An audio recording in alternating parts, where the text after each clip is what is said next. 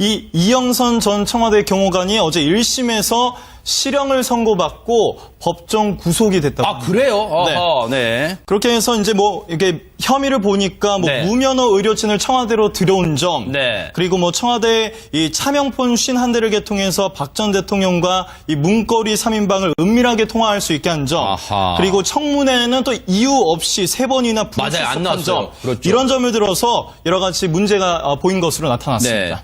손 변호사님, 그렇다고 네. 무슨 재판부가 뭐, 이 청문회 같은 거 안 나왔다고 뭐 괘씸죄 때문에 이렇게 선고하지는 않았을 거 아니에요? 그 네. 핵심적인 이유가 뭐예요, 그러면? 네, 일단 그 이영선 전 경호관은 끝까지 이렇게 주장했습니다. 나는 대통령에게 충성한 것밖에 없다. 그리고 그 충성의 결과 뭐 이런 일이 발생했다면 그거는 죄송하다라고 네. 했는데요.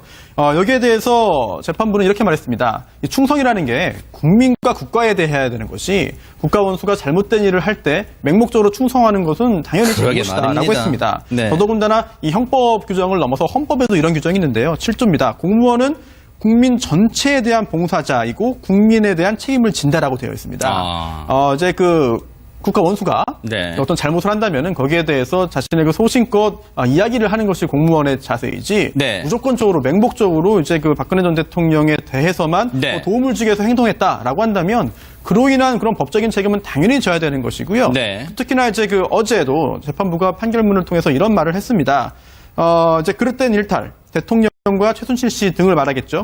그들의 그릇된 일탈을 향해 충성심을 보였다. 이건 결국 국민을 배신한 것이고 또한 대통령에 대한 충성심이 지나쳤다. 아하. 그리고 그로 인해서 이번 국정농단 사태가 발생했기 때문에 네. 죄질이 가볍지 않다라고 했습니다. 네. 그러면서 이게 이영선 전 경호관이 여러 가지 그 비난의 중심에 놓여 있고 또 반성하지 않는 태도가 비난을 받고 있는 상황인데 근데 하지만 엄밀히 보자면 이게 의료법 위반을 방조했다는 겁니다. 네. 그렇다면 이게 일반적인 경우와 비춰볼 때 징역 1년 실형이 선고됐다는 게 네. 물론 그 이외의 위증도 있겠습니다만 낮은 수준의 처벌로 보기는 어려운 상황이거든요. 네. 여러 가지 그런 그 이영선 전 경호관의 그런 현재의 그런 그 태도까지 종합해서 네. 법원이 그 법정 구속을 하고 징역 1년형을 선고한 거고. 아하. 자, 그런데 홍순빈 아나운서. 네. 뭐 이영선 전 경호관에게 뭐 재판장이 이제 구속 전에 지금 실형이 선고돼서 이제 법정 구속됐는데 구속 전에 이제 마지막 할 말 있으면 해 보세요 했는데 이영선 전 경호관이 뭐 얘기하면서 또 법정에 한바탕 소란스러웠다는데 왜 그런 거예요? 네, 그렇습니다. 사실 주변 사람의 그릇에 대해서 이제 충성을 다하겠다, 계속해서 이렇게 얘기를 했고, 네. 다 잡아가더라, 털어서 먼지 안 나오는 사람 어디 있겠냐, 네. 이렇게 얘기하는 사람들도 있었다고 합니다. 잠시만요. 그러니까 이게 보세요. 이영선 전 경호관이 이렇게 얘기를 합니다. 이제 재판장이 마지막 할 말씀 해보세요 합니다. 그랬더니 재판부의 판정을 무겁게 받아들인다. 이유를 막론하고 국민에게 죄송하게 생각한다. 이렇게 얘기를 했답니다. 그랬더니 어떤 말이 터져나왔냐. 앞서 그 김기춘 전 실장 재판정에서도 뭐 터져나왔는데 이번에는 터져나왔어요. 근데 뭐라고 하는지 잘 보세요. 차라리 다 잡아가더라. 털어서 먼지 안 나는 사람이 어디 있냐 하고 봤더니 이 사람이 박 전 대통령 지지하는 방청객이었답니다. 염 교수님. 이게 결이 달라요. 결이 다른데 아까 거랑. 일단 정치적 성향을 가진 분들이 지금 일단 박 전 대통령을 지지하는 분들이 지금 방청객으로 많이 가셨던 것 같아요. 그래서 네. 지지하는 발언을 하셨던 것 같은데 지금 저 현장은 재판을 하는 현장입니다. 그래서 자신의 정치적 성향을 말할 것이 아니라 재판의 상황을 지켜보는 그런 과정으로 계셔야 될 것 같고요. 지금 이 판결이 이제 다른 재판에도 영향을 미칠 수 있다라는 데 좀 주목을 해야 될 것 같아요. 그래요? 왜냐면 일단 지금 박근혜 전 대통령과 최순실 씨의 특수 관계를 인정한 부분이라는 거죠. 아하. 검찰에서는 이제 한 3년 정도의 형량을 구형하려고 했지만 1년이라도 받은 것은 박 전 대통령과 최순실 씨의 특수 관계를 인정한 것이다. 그러니까 결국은 지금 이영선 행정관 같은 경우는 이 작은 퍼즐 조각 중에 하나거든요. 그러네요. 이 퍼즐을 끼워 맞추면 국정농단에 대한 전체적인 큰 틀의 퍼즐을 맞출 수가 있기 때문에 그 작은 퍼즐을 맞췄다는데 이 특검 쪽에서는 의의가 있다라고 지금 판단을 하고 있는 것 같고요. 특히 이제 최순실 씨 같은 경우는 박 대통령의 의상비를 대줬잖아요. 의상비를 대줬는데 이것을 이 행정관이 지금 경호관이 대포폰을 개통해서 거기서 서로 연락을 했던 그런 상황이었기 때문에 박근혜 대통령의 의상비를 최순실 씨가 대줬다는 그 사실도 인정한 것이고요. 이번 판결이요. 또 그것으로 결국은 최 씨가 박 대통령에게 박 대통령의 지위를 이용해서 경제적 이익을 취했다라는 부분에 그 퍼즐도 어느 정도 끼워 맞춰진 상황이기 때문에 이런 부분에서 중요한 의의를 갖고 있는 그런 판결이라고 볼 수가 있습니다. 조금 전에 자막 요 앞에 거 하나만 보여주실래요? 일부 방청객 요 자막 전에 거 거기 보면은 이영선 실형 선고 일부 방청객이 천벌받을 거다. 저 자막만 보면 이영선 전 경호관한테 그 방청객이 한 것 같잖아요. 그게 아닙니다. 아까 말씀드렸죠. 박근혜 전 대통령 지지했어요.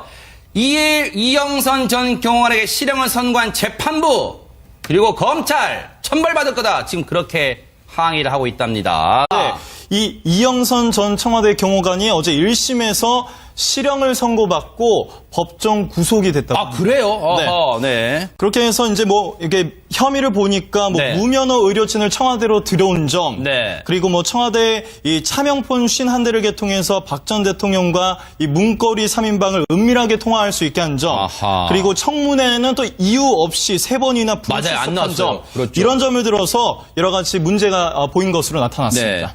손 변호사님, 그렇다고 무슨 재판부가 뭐 이 청문회 같은 거 안 나왔다고 뭐 괘씸죄 때문에 이렇게 선고하지는 않았을 거 아니에요? 그 핵심적인 이유가 뭐예요, 그러면? 네, 일단 그 이영선 전 경호관은 끝까지 이렇게 주장했습니다. 나는 대통령에게 충성한 것밖에 없다. 그리고 그 충성의 결과 뭐 이런 일이 발생했다면 그거는 죄송하다라고 했는데요. 또한 대통령에 대한 충성심이 지나쳤다.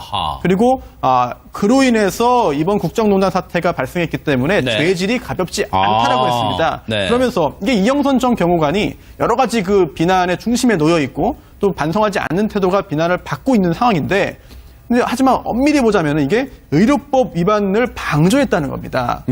그렇다면 이게 일반적인 경우와 비춰볼 때 징역 1년 실형이 선고됐다는 게 물론 그 이외의 위증도 있겠습니다만 낮은 수준의 처벌로 보기는 어려운 상황이거든요.